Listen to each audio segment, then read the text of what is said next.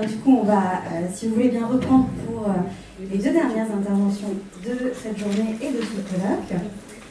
Et puis, on va donc se diriger vers des endroits un peu moins paradisiaques avec Geneviève, qui va entamer la deuxième partie de cette année. Alors, je suis très contente de présenter Geneviève, qui est ma co-doctorante à Rennes 2, qui est agrégée de lettres modernes.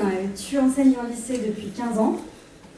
Parallèlement à tes activités de recherche, tu es donc, comme je disais, doctorante en littérature comparée à Rennes 2, membre du CELAM et donc le Centre d'études de littérature antiques et moderne, et tu travailles sous la direction d'Emmanuel Bouju et de Bernard Gervais de l'UQAM. Donc là, Emmanuel Bouju, Rennes 2, Bernard Gervais de l'UQAM.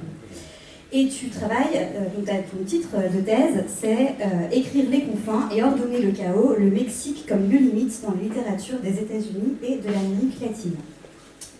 Donc, tu t'intéresses tout particulièrement à la frontière américano-mexicaine et à ses représentations dans la littérature, qu'elles concernent la violence extrême, la question des rapports de la loi et de sa transgression, ou l'imaginaire du désert. Et tu étudies tout autant, en fait, la littérature nord-américaine, comme Cormac McCarthy, pour l'anglais, James Carlos Blake ou John Winslow, que celle d'Amérique latine, pardon pour l'espagnol, comme Carlos Fuentes, Bolaño ou Eduardo Antonio Parra. Et puis tu t'intéresses aussi à des œuvres cinématographiques, comme The Three Burials de Melquiades Estrada, No Country for Old Men, ou télévisuels comme Breaking Bad, et c'est ce qui nous permettra de faire le lien avec l'intervention suivante de Pierre Delmat. Et puis, tu es futur prof de prépa à partir de la rentrée prochaine. Et donc, je vais tout de suite te laisser la parole sur un endroit qui est peut-être un non-lieu par excellence, le terrain vague. C'est bon, tout le monde entend? Alors, je crains d'un petit peu alourdir l'ambiance, c'est un petit peu fort. Ah, c'est vrai.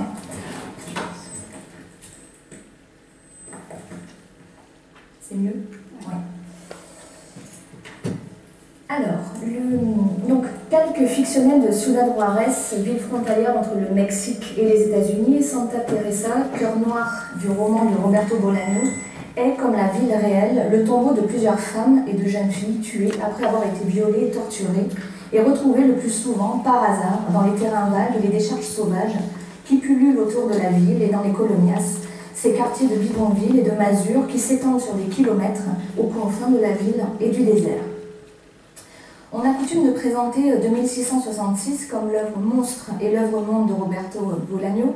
Les 1400 pages du roman se divisent en 5 parties, dont les frontières poreuses entretiennent des liens lâches. La partie des critiques, la partie d'Amalfitano, la partie de Fate, la partie des crimes et la partie d'Archibaldi.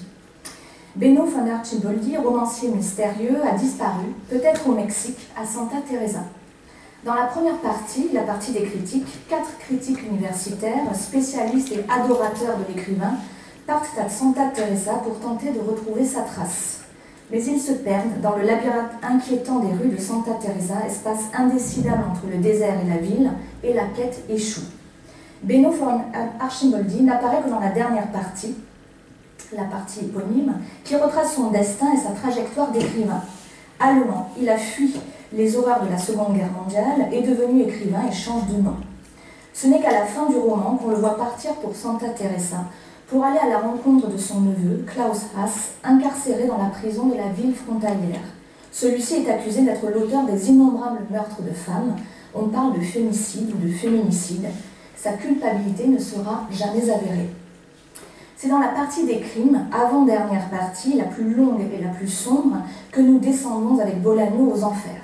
Le fil de la narration se tisse à partir du surgissement des corps dans le désert et les terrains vagues et de la description des sévices subis sur le modèle clinique du rapport médico-légal. Cette litanie macabre expose en effet toute une série de variations dans l'horreur et dans la violence des tortures. Bolaño s'est inspiré en ce qui concerne cette partie d'un essai journalistique des eaux dans le désert de Sergio González Rodríguez, Enquête sur les féminicides, qui à la fin présente la liste nominative de chaque victime. Sans complaisance, Rodríguez nous force à plonger dans l'abîme en reprenant avec une grande exactitude les éléments des rapports médico-légaux qui constituent le corpus terrible de corps féminins mutilés et meurtris. Dire et mettre en scène ces rapports a pour fonction de rendre visibles ces invisibles, ces femmes et ces fillettes dont les corps anonymes ne sont pour la plupart réclamés par personne.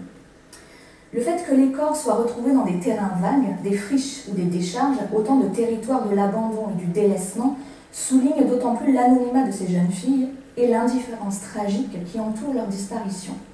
Les terrains vagues sont l'expression même d'une urbanité interstitielle, selon l'expression de l'architecte Ignacy de Solá-Morales, zones abandonnées et délaissées, soustraites à la marche du monde et abandonnées à un usage marginal. Une définition de l'architecte du terrain vague. Le terrain vague est, selon la définition courante, est un lieu vide de culture et de construction, dans une ville ou un faubourg, un espace indéterminé sans limite précise. C'est aussi un lieu apparemment oublié, où paraît prédominer la mémoire du passé sur le présent, un lieu obsolète où certaines valeurs résiduelles se maintiennent malgré une désaffection complète du reste de l'activité urbaine, un lieu qui est en définitive exogène et étrange, en retrait des circuits des structures productives de la cité, une île intérieure inhabitée, improductive et souvent dangereuse, à la fois en marge du système urbain et constituante à part entière.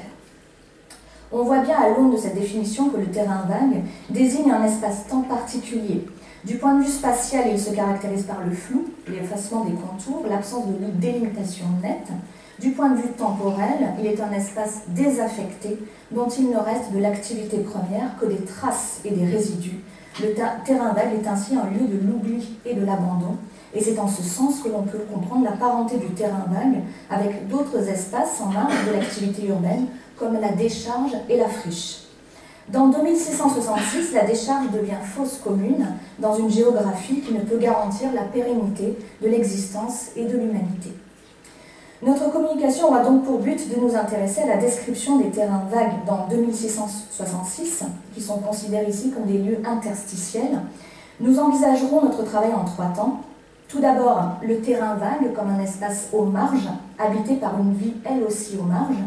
Nous verrons ensuite que ces marges dessinent des confins flous entre la ville et le désert, entre le cimetière et la décharge.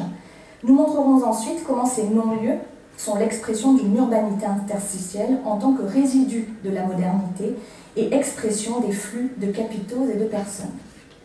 Est-il alors possible d'envisager les terrains vagues non comme un lieu de destruction, mais comme une zone de potentialité, lieu de l'indifférence et de l'indifférenciation? Ces terrains vagues redonneraient paradoxalement contour et identité à des êtres meurtris. Donc tout d'abord, un espace aux marges. Pour tenter de définir le terrain vague, commençons par entrer dans le texte avec l'évocation de la première victime de la partie des crimes retrouvée dans un terrain vague. Je cite le texte. « La première morte s'appelait Esperanza Gomez Saldaña et avait 13 ans. Mais ce n'est sans doute pas la première morte, c'est peut-être par commodité, parce qu'elle est pas parce qu'elle était la première assassinée de l'année 1993 et qu'elle se retrouve en tête de liste. Même si sûrement en 1992, d'autres moururent, d'autres qui restèrent hors de la liste ou que jamais personne ne trouva, enterrés dans des fosses communes dans le désert ou leurs cendres dispersées au milieu de la nuit, lorsque même celui qui les sème ne sait pas dans quel lieu il se trouve.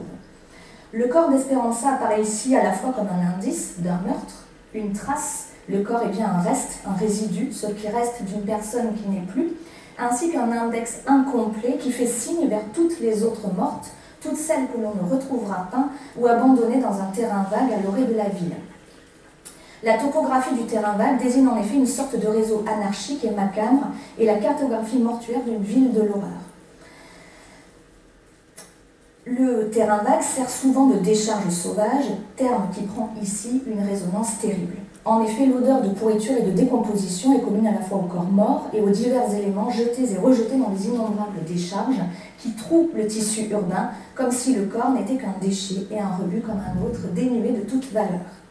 Ainsi, la visibilité de ces corps abandonnés dans le désert ou dans les décharges est tout à fait paradoxale et contient sa propre contradiction. En abandonnant les corps ainsi sans sépulture, voués au vent et aux charognards, qui envahissent la ville au crépuscule, les corps sont comme invisibles, puisque précisément aucune sépulture ne les sépare et ne les distingue du reste des ordures. L'adjectif vague exprime bien ici cette absence de contour et de délimitation claire des champs de l'individu. Santa Teresa, en tant que ville frontalière, resémantise de façon effroyable l'idée d'un no man's land. Celui-ci n'est plus le terrain neutre entre deux États, mais bien la zone indéterminée qui s'impose comme la négation de l'individu et de l'humanité. Santa Teresa devient le royaume des morts, effaçant toute frontière entre les morts et l'espace qu'ils habitent. Dans ce terrain neutre de la nuit, le corps féminin surtout n'a aucune valeur. Les terrains vagues sont alors tout autant de simulacres de tombes et de sépultures, car il n'y a aucune sacralisation dans ces corps qui jonchent le sol de la frontière. On peut citer un autre passage du texte. Les lieux des faits, un endroit connu sous le nom d'El Paronal, dénomination qui de toute évidence relevait davantage de l'expression d'un désir que de la réalité, car il n'y avait là ni terrain couvert de paroles, ni rien qui ressemblait de près ou de loin à des graminées, mais seulement du désert, des pierres et de temps à autre des arbustes gris-verts dont la seule vue attristait le visage de celui qui observait pareille aridité. Là, mal enterrés, à l'endroit exact indiqué par les gringos, ils trouvèrent des os. D'après le médecin légiste, il s'agissait d'une femme jeune à qui on avait fracturé l'os hyoïde. Elle ne portait ni vêtements, ni chaussures, ni rien qui aurait pu aider à l'identifier. Ils ont transporté le cadavre à poil ou alors ils l'ont foutu à poil avant de l'enterrer, dit Epiphanie. Tu appelles ça enterrer, dit le médecin légiste? Eh bien non, monsieur, non. Ils ne se sont pas foulés, dit Epiphanio, ils ne se sont pas foulés. Le terrain vague est ici la négation de l'individu et indifférence absolue vis-à-vis de la mort violente. Cette indifférence se redouble ici d'une indifférenciation sémantique. En effet, le terme de terrain vague recouvre ici tout autant la décharge, le bidonville, la fosse commune et les cimetières. Il s'agit de lieux de marge, non seulement où l'on vient jeter des cadavres, mais où prolifère aussi une vie aux marges de déshérité et de laisser pour compte, où la misère grandit sur le tas d'ordures, comme dans cette description d'El Chile, l'une des décharges les plus importantes de la ville de Santa Teresa. Dans la décharge où on l'avait trouvée, des incendies éclataient constamment, la plupart volontaires, d'autres fortuits, ce qui faisait qu'on ne pouvait pas écarter la possibilité que les calcinations de son corps soient dues à un feu de ce genre et non à la volonté de l'homicide. La décharge ne portait pas de nom officiel parce qu'elle est clandestine, mais elle a bien un nom populaire, elle s'appelle El Chile. Pendant la journée, on ne voit âme qui vive sur El Chile, ni sur les terrains vagues alentours que la décharge ne tardera pas à avaler. La nuit apparaissent ceux qui n'ont rien, ou qui ont moins que rien. Les habitants nocturnes d'El Chile sont peu nombreux, leur espérance de vie brève. Ils meurent dans le meilleur des cas 7 mois après être passés par la décharge. Leurs coutumes alimentaires et leur vie sexuelle sont un mystère. Probable qu'ils ont oublié ce que sont bouffés et baisers. Que la nourriture et le sexe sont désormais pour eux autre chose, quelque chose d'inaccessible, d'inexprimable, qui demeure en dehors de l'action et de la verbalisation. Tous, sans exception, sont malades. Ôter les vêtements d'un cadavre d'El Chile équivaut à lui ôter la peau. La population reste stable. Ils ne sont jamais moins de 3, jamais plus de 20. Le terrain vague n'est donc ni demeure, on ne peut y rester, on y est nécessairement nomade, ni dernière demeure, puisque les corps n'y sont même pas enterrés. Les différences semblent aussi s'effacer entre le lieu et ceux qui y habitent, comme si les êtres misérables qui la peuplent se confondaient avec la décharge.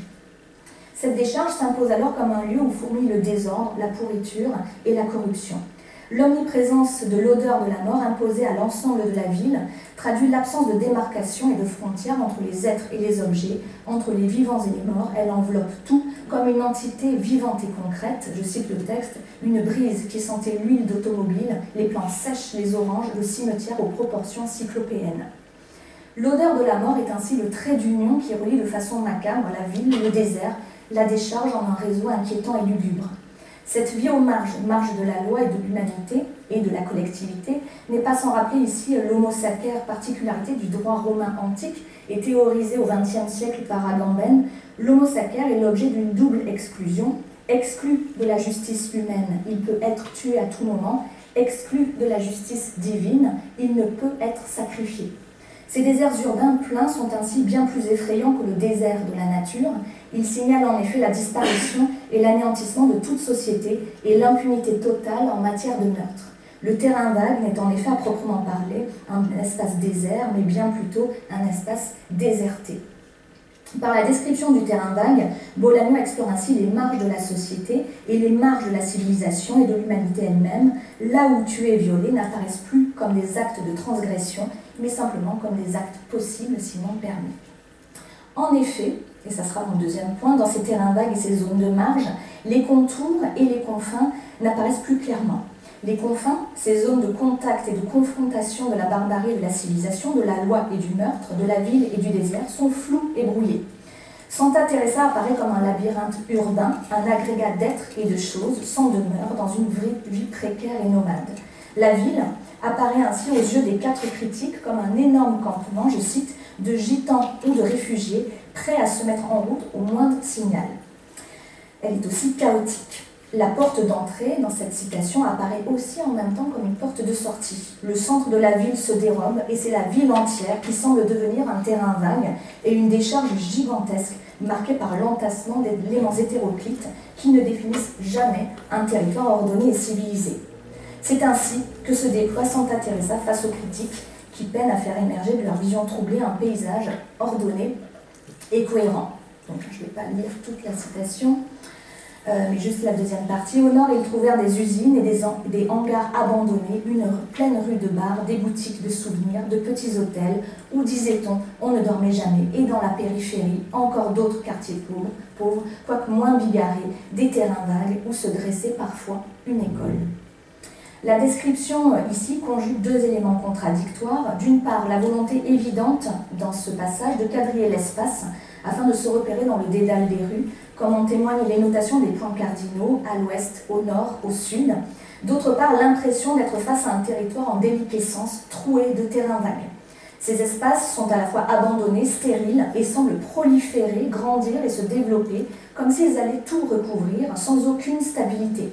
Les critiques eux-mêmes dans ce passage sont en mouvement, le ravin devient un dépotoir et il y a une forme d'échange entre le territoire et ses habitants. On voit le parallèle entre l'évocation des agonisants, des faméliques en phase terminale et les quartiers personnifiés dans une forme d'humanité misérable, boiteux, manchots ou aveugles. Les contours s'effacent et les espaces se superposent jusqu'à perdre leur identité première. Santa Teresa semble tout autant faite de désert que de rues, et la frontière est indécidable. La ville et le désert semblent se nourrir l'un de l'autre dans un dédale qui ne semble avoir ni début, ni fin, ni centre, ni périphérie. Les terrains vagues qui habituellement appartiennent au tissu périphérique des villes sont ici omniprésents et définissent le cœur même de Santa Teresa. Dans son essai sur les meurtres, Rodriguez évoque ce phénomène pour décrire la ville réelle, Juárez, en disant « Ciudad Juárez est dominée par sa périphérie ». L'espace urbain semble en effet sans cesse contaminé par le désert, qui semble surgir à tout point de rue. Cette confrontation semble dessiner une zone de contradictoire dans une lutte entre 2 expansions. Si la ville prolifère d'un côté, grandit, se propage, elle ne semble jamais gagner sur le désert, qui lui aussi est en pleine expansion. Le terrain vague est ainsi un lieu de l'incertitude. On ne sait si l'agrandissement monstrueux des zones de marge est lié à l'accroissement de la ville ou bien à la pénétration du désert à l'intérieur de cette même ville. De la même façon que l'eau qui abreuve Santa Teresa provient des montagnes du Sonora, colore les dents, le désert contamine l'espace urbain pour le métamorphoser en principe nomade, étranger à toute idée de fixité et de sédentarité.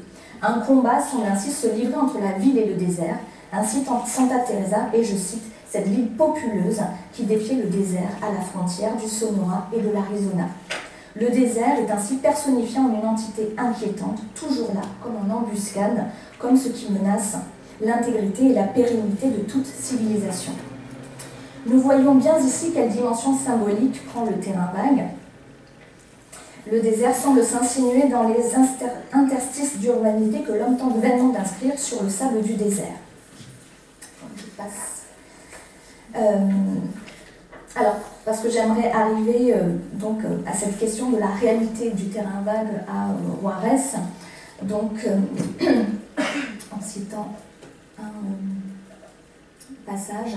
Donc voilà un passage González Rodriguez, qui évoque, comme beaucoup d'autres villes du Mexique, Juárez a l'aspect d'une gigantesque arrière-cour où la foule de vieux objets entreposés, une verdure sporadique, l'asphalte irrégulier et les rues terreuses côtoient l'efficacité des machines, les télécommunications, les services modernes et l'industrie de pointe. Donc il faut rappeler ici ce que sont les maquiladoras à la frontière entre le Mexique et les États-Unis. Ce sont des usines et des fabriques qui ont émergé à l'issue de l'accord de libre-échange entre le Mexique, les États-Unis et le Canada en 1994. Ce sont des usines nord-américaines implantées à la frontière puisqu'elles sont totalement exonérées des droits de douane et elles emploient en fait des femmes et des très jeunes filles qui pour la plupart viennent du Mexique central et donc sont sans famille et travaillent à extrêmement bas coût dans ces usines. Et ce sont précisément ces jeunes filles qui font souvent des trajets à pied ou en bus qui sont les victimes de ces féminicides. Et la plupart donc, ne sont jamais réclamées par leur famille parce que tout simplement en fait, leurs familles ne sont pas au courant qu'elles sont mortes. Donc je conclus. Donc, du coup, il y a quelque chose de paradoxal dans ce paysage des terrains vagues, c'est qu'en même temps, c'est un endroit de délaissement absolu et le produit d'une intense activité industrielle. D'ailleurs, la plupart des jeans que nous portons, les Levi's, si vous regardez sur la couture, Made in Mexico, ça veut dire que c'est fait par ces jeunes filles dans ces maquiladoras. L'espace du terrain vague se creuse ainsi d'une dimension temporelle ambivalente. Il fait signe vers un passé qui n'est plus, par le phénomène de la trace, du rebut, du déchet, mais en même temps, chaque déchet, chaque vestige indique le devenir de toute chose dans une combinaison entre la disparition et le devenir. Je conclus. Le terrain vague, alors, serait donc une impasse, un territoire dont le pendant temporel de l'abandon serait le délaissement et l'oubli. Il y a en effet dans la figure spatiale du terrain vague et de la décharge la conjugaison du tas, de l'entassement et de l'empilement, un plein qui ne délimite donc pas un lieu au sens où on pourrait l'entendre. Pour conclure notre travail par une forme de boucle, nous aimerions revenir à l'évocation de la première morte, Esperanza. Ce n'est en fin de compte que par convention romanesque que le romancier fait d'Esperanza la première morte. Il s'agit de faire signe vers toutes les autres qui sont hors de la liste, c'est-à-dire en marge, oubliées dans le désert et les terrains vagues. Roberto Bolaño, par cette évocation, ouvre ainsi le temps et l'espace et abandonne l'idée de clôture narrative à la manière d'un terrain vague, ouvert et indéterminé. La partie des crimes se termine tout aussi arbitrairement, comme si le récit ne pouvait contenir ou circonscrire l'ensemble des mortes, dont le registre peut difficilement être mis à jour. Et ça sera ma dernière phrase. Le dernier cas, je cite, de l'année 1997, fut assez similaire à l'avant-dernier, à ceci près que, en plus elle est fausse ma citation, donc bref, j'abandonne. Je suis 20 minutes, donc tu as le droit de prendre 30 secondes. Voilà, non, je me suis perdue dans les terrains vagues, au confins du désert. Donc, ouais, excusez-moi pour cette citation fautive.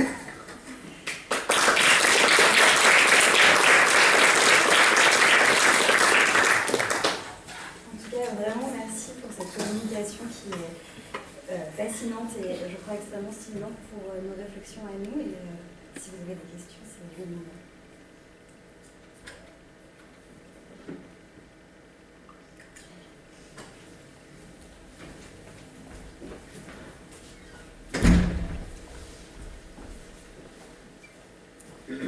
C'est une question de profane. Alors, le début de votre début m'a fait atrocement penser à Maurice Dantec, avec ses cadavres de femmes dans les... Et je me suis dit, oh mon Dieu. Et pourquoi 2666? Parce que j'étudie aussi la science-fiction, et Dantec, tout ça. Et au début, je me suis dit, tiens, et en fait, non, c'en est pas. Enfin, je crois pas. Et donc voilà, je me demandais pourquoi 2666. Alors c'est la grande question, je pense que tous les critiques se posent sur Bolaño. Alors c'est une référence dans un de ses romans qui s'appelle Amuleto. Il est question, il y a une citation assez énigmatique où il parle d'un grand cimetière oublié sous une paupière morte. Un cimetière de l'année 2666. Voilà, donc la première référence de 2666, c'est là. Dans 2666, on associe en fait les années, donc certains y voient 666 le chiffre du mal parce que c'est une question qui occupe beaucoup Bolaño. 2000 pour le côté plus contemporain, c'est-à-dire l'idée d'une permanence du mal, parce que j'ai pas du tout parlé, parce que sinon on aurait eu pour très longtemps, toute la dernière partie qui est consacrée à cet écrivain allemand. On le voit en fait, il parle énormément de ce qui s'est passé pendant la Seconde Guerre mondiale, notamment en Europe de l'Est, et il y a des descriptions assez incroyables de la terre qui consomme les cadavres, parce qu'en fait les nazis enterrent, tuent des villages entiers, et la terre en fait elle avale les cadavres, et donc il y aurait une sorte de parallèle, même s'il ne le fait pas clairement, entre l'horreur de la Seconde Guerre mondiale, l'horreur de Santa Teresa, qui apparaît comme une espèce de prisme de ce XXe siècle absolument atroce. Voilà. Du coup, il y aurait un... C'est follement dantéquien tout ça, et du coup, il y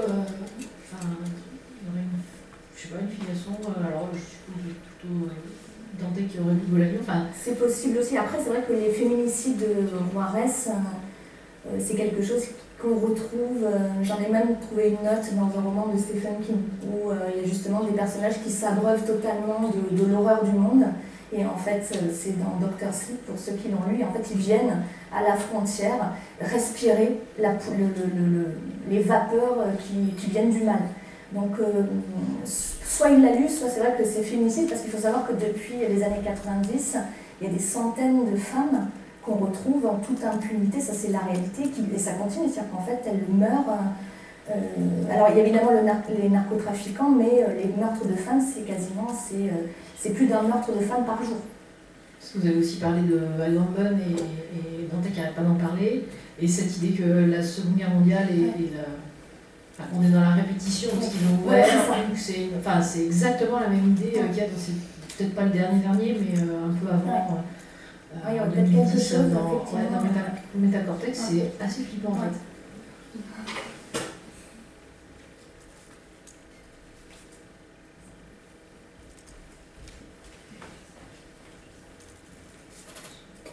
Merci. Alors, moi j'ai une question de semi-profane, parce que je n'ai pas lu le roman, mais j'ai vu la pièce dans la mise en scène de Julien Gosselin. Et du coup, je me demandais, mais je ne sais pas du tout si c'est dans ton corpus, en fait, de savoir si du coup tu l'as intégré ou pas dans ta réflexion, parce que c'est vrai que c'était intéressant de voir ce roman qui est absolument monumental, mis en scène dans une pièce c'est un peu monumental aussi, parce que ça a duré 8 heures, donc je ne sais plus exactement, mais c'était... Voilà. Et surtout sur la question, si jamais c'est le cas, de justement la représentation de cette ville alors typiquement au théâtre on ne peut pas montrer. Bon, après la question c'est de savoir aussi si le roman la montre vraiment ou s'il y a une appréhension de ça. Alors bon, j'ai pas vu la pièce, mais j'ai beaucoup lu ce que Gosselin a dit sur cette pièce. Donc, en tout cas la description de la ville, elle est extrêmement présente finalement. C'est pour ça que j'avais énormément de citations en fait, parce que c'est presque un personnage en fait. Donc notamment le désert est personnifié comme un fantôme, il est présent tout le temps. La nuit, même le désert, il a un bruit, il a des cliquetis métalliques en fait. Alors après, je ne sais pas du tout comment il a pu le retranscrire, mais c'est vrai que dans le roman, le désert, il apparaît dans toute son immensité, donc effectivement par rapport à une pièce de théâtre. Mais c'est vrai que lui, ce qu'il a dit par rapport à le mal, Gosselin, je pense qu'il a... Je trouvais ça très intéressant tout ce qu'il disait là-dessus était vraiment intéressant. Mais voilà, pour le reste, je ne peux pas en dire plus.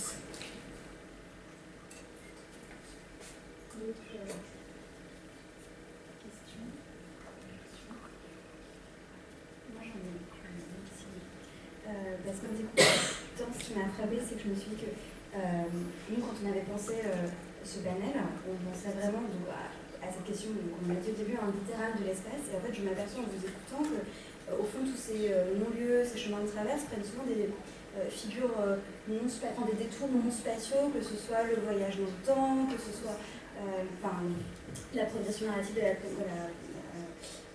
ou dans ton cas, en tout cas, la personnification du désert irlandais. Est-ce qu'il y a une représentation véritablement spatiale possible de ce non-lieu, ou est-ce qu'on est obligé d'en passer par le détour de figurations en fait qui ne sont pas des figures directement spatiales? En tout cas, il me semble qu'il le personnifie constamment pour contrer, parce que sinon c'est le néant en fait. Ce désert en fait qui est là, c'est le vide absolu. Alors est-ce que ce sont des détours pour... mais en fait, on a l'impression vraiment que cette ville, en fait, s'il y a des choses, des éléments qui se dressent de façon sporadique, c'est pour contrer en fait une chose, c'est que c'est le vide absolu plus que le mal. En tout cas, moi c'est plutôt une espèce d'immanence totalement dépourvue de sens. Donc, mais après, c'est vrai que c'est assez présent, et en tout cas, pour moi, le temps et l'espace sont souvent mêlés. D'ailleurs, souvent, les métaphores spatiales sont utilisées aussi pour figurer le temps, et ça se recoupe, ça se métamorphose sans cesse.